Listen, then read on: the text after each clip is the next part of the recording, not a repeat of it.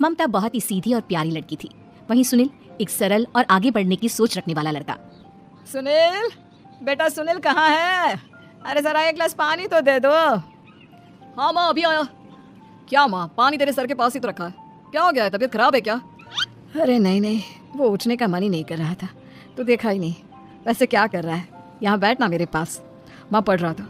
वो क्या ना, नौकरी में तो वक्त नहीं मिलता, अब ऑफिस से घर आकर ही तो वक्त मिलता है। अच्छा अच्छा ठीक है, पढ़ ले जा बेटा। सुनील पढ़ लिख कर और आगे बढ़ना चाहता था, लेकिन माँ की तबीयत खराब देखकर सोचता है कि शादी ही कर ले, तब तक माँ का ख्याल वो अकेले रख पाएगा। तो एक दिन, माँ ये ममता है, मैंने इससे शादी कर ली है।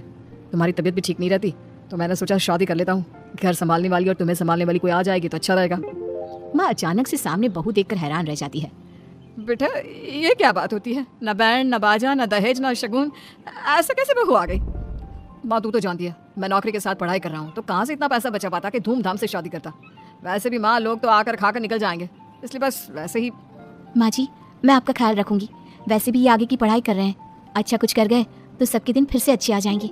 सास को ममता की बात ठीक तो लगती है, लेकिन मन में कहीं ना कहीं लगता है कि कहीं बहू बेटे को लेकर फुर्र ना हो जाए और फिर तो वो रह जाएगी अकेली।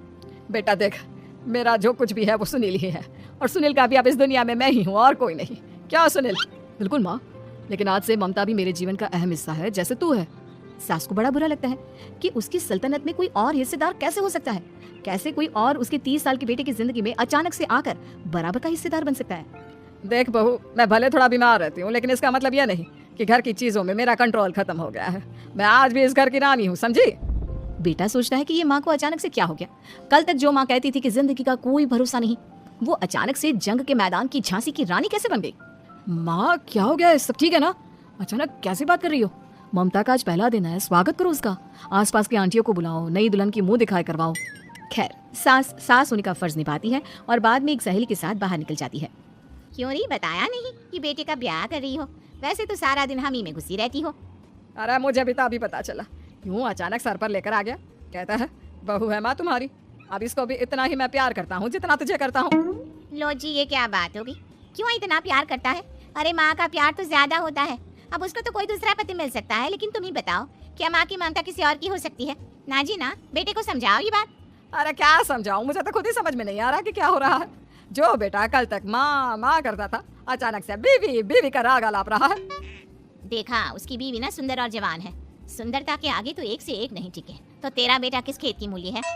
सास को भी समझ में आ जाता है कि बहू की सुंदरता के आगे माँ का प्यार किसी काम का नहीं।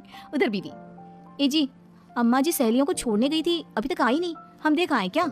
अरे रहने दो ना, आ जाएंगी। कहाँ जाएगी, उनकी आदत है, एक बार जाती है तो पूरी पंचायत खत्म करके ही आती है। अच्छा ही है, खाना वाना खा कर गई होगी। छोड़ो ना, घूमेगी तो खाना पचेगा नहीं, तो ऐसे ही खाट पकड़ लेगी। बहू भी शांत हो जाती है। उधर सास सोचती है कि आज थोड़ा देर से ही घर जाती हूँ, जब बेटा परेशान होकर ढूंढेगा तब मजा आएगा। बीवी को खुद ही पता चल जाएगा कि माँ के आगे उसकी दाल नहीं गलेगी। लेकिन वहीं दूसरी ओर घर पर, ए जी, माँ जी अभी भी नहीं आई, हमको तो घबराहट हो रही है कि क्या करें, जाकर पता करें किसी के घर। अच्छा कहाँ जाओगी ये भी बता दो। पहला दिन है तुम्हारा इस घर में और एक ही दिन में मोहल्ला छानोगी क्या? हाँ तो आप भी तो नहीं जा रहे हैं ना, हमको फिक्र हो रही है। अरे यार, ये रोज का है अम्मा का, खाओ और सो जाओ। बस फिर क्या था, बेटा बहू खाना खाते हैं और कमरे में सोने चले जाते हैं। उधर जब सास को कोई देखने नहीं आता तो वो हार कर घर आ जाती है, जहाँ वो देखती है कि सारे घर की लाइट्स बंद है। सास को गुस्सा आता है, बहू, ममता बहू कहाँ हो? लेकिन सारे दिन की थकी बहू को ऐसी नींद आती है जैसे किसी ने भांग की गोली खिला दी हो। वो तो नहीं उठती, उठकर आ जाता है। बेटा क्या बात है अम्मा, काहे चिल्ला रही हो? अरे सो जाओ ना, सुबह की थकी है बहू, वो सो रही है, जोर से बोलोगी तो नींद खुल जाएगी उसकी। माँ को गुस्सा आ जाता है। फिलहाल तो सो जाती है, लेकिन मन ही मन ढेर सारा जहर बहू के लिए भरा होता है। सुबह बहू चाय बना रही होती है कि सास धीरे से गैस तेज कर देती है, जिससे चाय का बर्तन जल जाता है। और जैसे ही बहू चाय का बर्तन उठाती है, उसका हाथ जल जाता है। मेरा हाथ जल गया। वो जोर जोर से चिल्लाकर इधर उधर भागती है कि सास थोड़ी देर में उसके हाथ में पानी डाल देती है। हाय रे बहू, क्या कर रही हो? पहली बार रसोई छुई हो क्या? सासू माँ, गलती से गैस तेज रह गई थी और बर्तन जल गया, जिससे मेरा हाथ जल गया। हाय रे, कितना गंदा दाग, छी छी छी छी, मुझे तो उल्टी आ रही है तेरा गला हुआ मांस देखकर। तू ना मुझे अभी साथ से खाना मत लगाना। बहू भी खुद का हाथ देखती है तो उसे भी रोना आ जाता है। कुछ दिनों के बाद सास की सहेली आती है, बहू चाय बनाकर लाती है।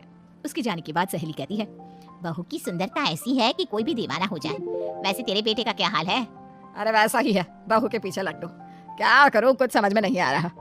मैंने तो बहू के चेहरे पर दिवाली के पटाखे की चक्री फाती, उसका पूरा चेहरा जल गया। अब देखो ना रही सुंदरता और ना ही अब मेरा बेटा उसे पूछता है। अरे अब तो वो उसे छोड़कर दूसरी भी देखने को बोल गया है मुझे। बहू सारी बात सुन रही होती है। आंटी एक बात बताइए, क्या भरोसा है कि दूसरी सही आए और आपके अनुसार रहे? देखिए आंटी, मेरी सासू माँ को गलत बात सिखाने की जरूरत नहीं है। हमारा परिवार साथ में खुशी से रह रहा है। देख बहू, मेरी सहेली की बेइज्जती ना कर, वही अच्छा रहेगा तेरे लिए, समझी? बहू नहीं मानती है। वो बार बार उनकी सहेली को घर से निकल जाने को कहती है। तभी सास की सहेली पास के चूल्हे से लकड़ी लाकर बहू के चेहरे पर लगा देती है। बहू जोर जोर से रोने लगती है। अरे ये क्या कर दिया? मैंने कहा किया, ये तो तूने किया। तू ही नहीं चाहती थी कि बहू बेटी के साथ रहे, भला मैं क्यों करूंगी?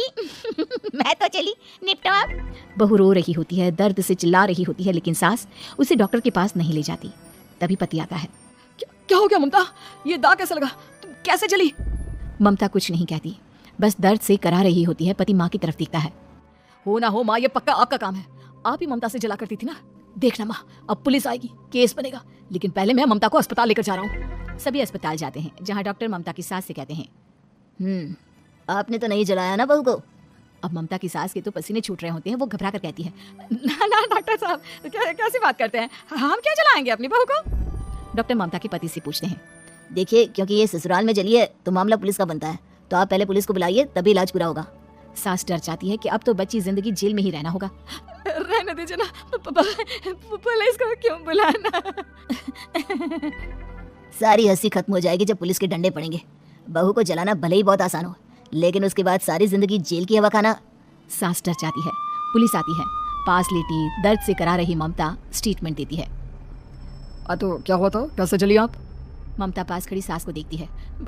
बेटी बताओ, कैसे जल गई तुम? ओए, काका का किरण वाली शाहरुख, चुप, बिल्कुल चुप। सास चुप। सभी इंतजार करते हैं कि ममता क्या बोलेगी।